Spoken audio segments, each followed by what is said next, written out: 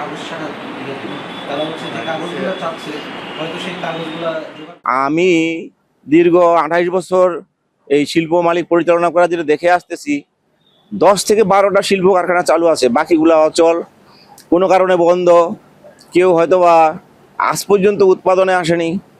তো এর মধ্যে শুনছি যে আমাদের জেলা প্রশাসক মহোদয় এটা নিয়ে একটু আলাপ আলোচনা করছে, চিঠি টিঠি দিচ্ছে, কিন্তু চিঠি দিয়ে তো আমরা বাঙালি, চিঠি তো আমাদের গায়ে লাগে না।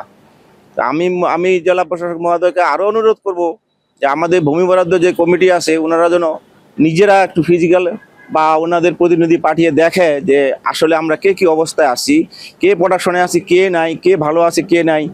সামনে দোকানপাট, এই পাশে দোকানপাট যেগুলো অবৈধ মানে গাছ গুছালির মতন আগাছার মতন তৈরি হয়ে গেছে, এগুলাকে সঠিক পর্যায়ে আনার জন্য আমি অনুরোধ করব একজন ছোট শিল্প মালিক হিসাবে। আমরা যে বলছি নতুন বাংলাদেশে এগুলো আসলে নতুনভাবে স্ট্রাকচার করা দরকার, এখানে নতুন করে ডিজাইন করা দরকার, নতুন করে পরিকল্পনা করা দরকার।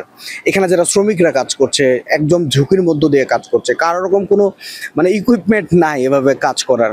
তো সব মিলেই কিন্তু আমাদের বিসিক, শুধু মুনাফা অর্জনে আমাদের বিসিক না, এখানে মানুষজন কাজ করছে, তো এখানে মানুষজন আপনার কি বলে জীবিকা নির্বাহ করছে, তো অনেকগুলো বেকার কর্মসংস্থান মানে হচ্ছে। তো তো সব মিলিয়ে যদি আমরা আসলে ভাবি যে বিসিক আমাদের চারপাশের সবটা নিয়ে, তাহলেই কিন্তু বিসিককে সুন্দরভাবে গড়ে তোলা যায়। হ্যাঁ, এখানে গভর্নমেন্টের একটা এককালীন বিনিয়োগ হবে, কিন্তু সত্যিকার অর্থে এখানে আরও অনেক বেশি বেকার সমস্যার সমাধান হবে। এতটুকুই বলবো যে আমরা সব মিলাই বিসিকটাকে সুন্দরভাবে করি।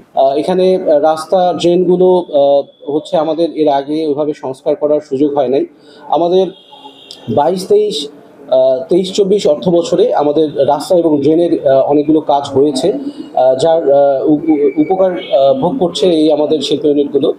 তারপরেও যে বাকি যে রাস্তা ড্রেনের যে নির্মাণ করা প্রয়োজন তার প্রস্তাব আমরা আমাদের আঞ্চলিক কার্যালয়ের মাধ্যমে ঢাকায় প্রেরণ করেছি।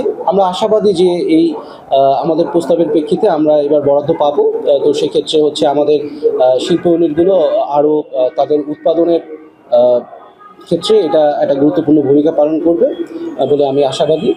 এছাড়াও হচ্ছে আমরা পৌরসভার সাথে নিয়মিতভাবে যোগাযোগ রাখছি, যাতে হচ্ছে এই শিল্পনগরীর যে ড্রেনের যে ইয়েগুলো ঠিকভাবে অপসারণ করা যায়, যাতে বর্জ্যগুলো মানে পরিষ্কার থাকে, সেই বিষয়ে কিন্তু হচ্ছে জেলা প্রশাসক, তারপরে পরিবেশ, আমাদের ইয়ার সাথে আমি সমন্বয় করে আমরা কাজ করছি।